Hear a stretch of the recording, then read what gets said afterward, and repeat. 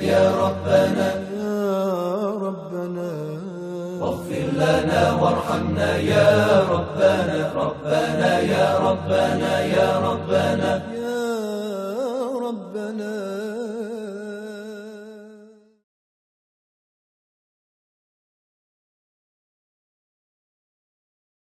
A'udzu billahi minasyaitonir rajim. Bismillahirrahmanirrahim. Alhamdulillahirabbil alamin wassalatu wassalamu ala rasulil azam Muhammad sallallahu alaihi wa alihi wasallam wa ala ahli baitihi at-thayyibin at-tahirin wa ashabihi al-muntajibin. Aqulu lakum assalamu alaikum warahmatullahi wabarakatuh.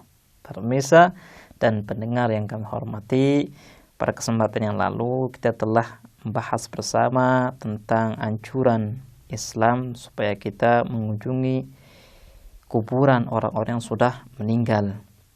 Salah satu alasannya adalah kita bisa mengambil pelajaran dari kunjungan ini. Suatu pelajaran yang sangat berharga. Suatu pelajaran yang akan merubah pola hidup kita. Boleh jadi sebelum kita mengunjungi kuburan, kita memiliki kehidupan yang tidak islami.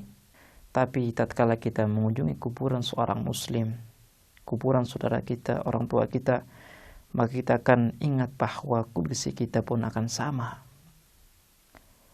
Dunia adalah alam sementara, alam untuk mengumpulkan bekal untuk hidup di akhirat. Kemudian poin berikutnya terkait dengan ziarah.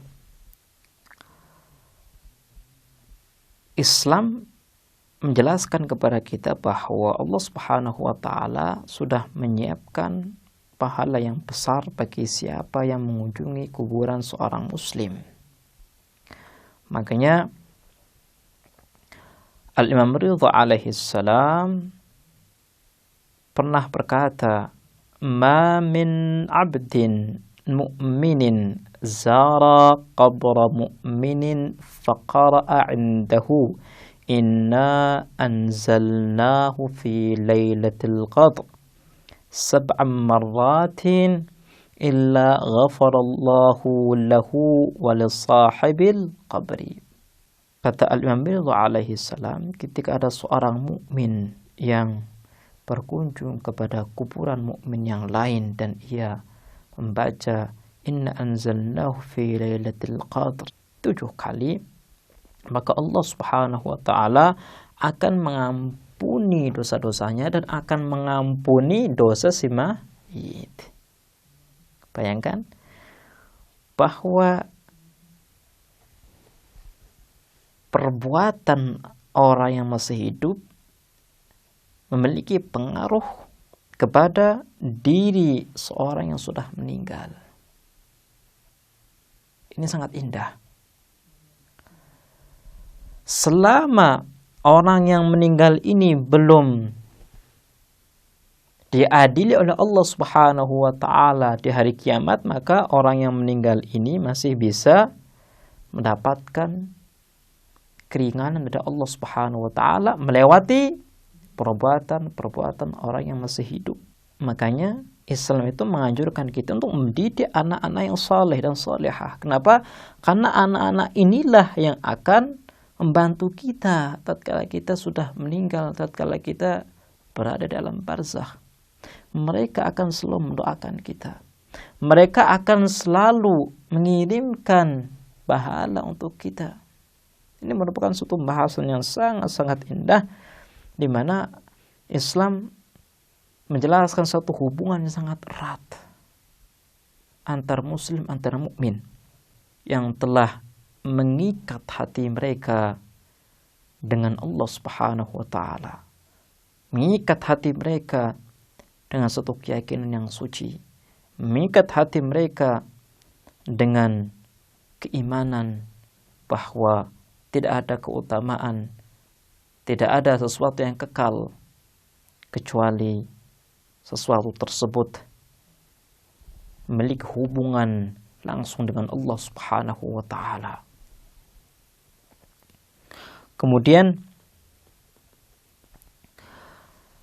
poin berikutnya adalah satu penjelasan dari Al-Imam Ja'far Shadiq alaihissalam tentang pahala mendoakan mukmin yang lain atau muslim yang lain. Al-Imam Ja'far Shadiq alaihissalam berkata, "Man da'a li'asharatin min ikhwanihi al-mauta lailatal jumu'ati aujaballahu lahul jannah." Barang siapa yang mendoakan 10 saudaranya yang sudah meninggal di malam Jumat, maka Allah Subhanahu wa taala akan memasukkan dirinya ke dalam surga. Kemudian poin berikutnya adalah pahala seorang yang ia beramal sebagai pengganti daripada si mayit. Saya akan sebutkan satu penjelasan indah dari Al-Imam Ja'far Shadiq alaihissalam. Beliau mengatakan, barang siapa yang ia beramal sebagai niyabah, sebagai ganti daripada mayit, maka amalannya ini akan dilipat gandakan pahalanya. Dan si mayit pun akan mendapatkan manfaat dari perbuatan seperti ini.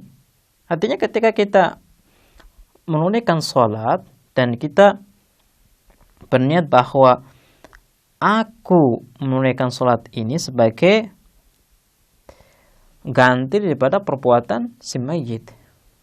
Aku melakukan sholat ini menggantikan mayit. Dan pahalanya kita kirim kepada mayit. Nah, perbuatan seperti ini adalah perbuatan yang sangat mulia. Di samping kita mendapatkan pahala dari Allah, si mayit pun akan mendapatkan manfaat yang luar biasa. Kemudian poin berikutnya adalah kita tidak diperbolehkan untuk mencela, mencaci mayit.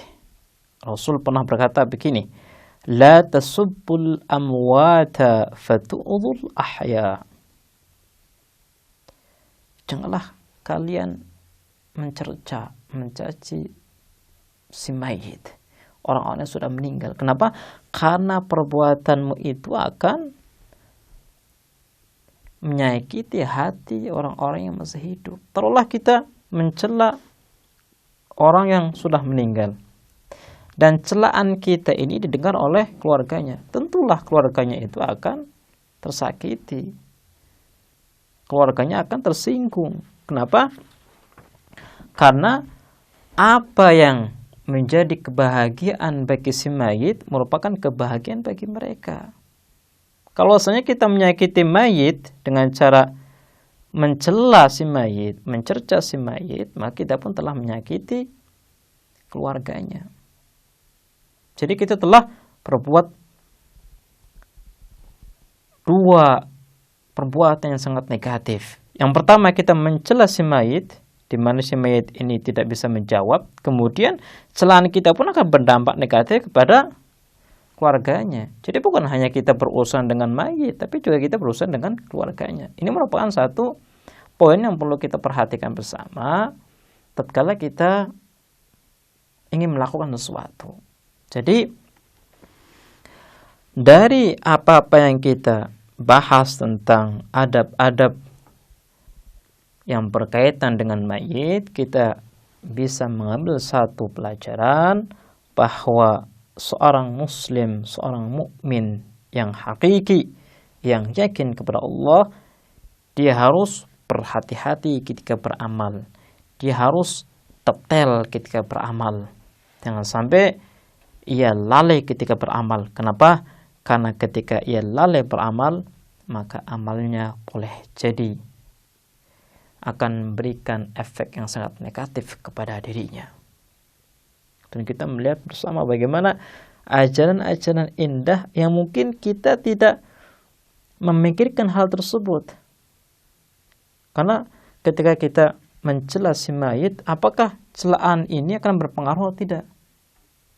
Kalau misalnya kita melihat bahwa si mayit ini sudah meninggal, tidak mendengar, kita akan berpikir bahwa perbuatan kita ini adalah perbuatan yang biasa. Tapi ketika kita melihat berbagai adab dan berbagai penjelasan dari Rasul, dari Al-Imam Ali bin Abi Thalib, maka kita mendapatkan bahwa si mayit ini mendengarkan apa yang kita ucapkan. Sehingga ketika kita mencela si mayit, maka si mayit akan mendengarkan. Dan ketika kita mencela si mayit, maka si mayit ini pun akan sedih.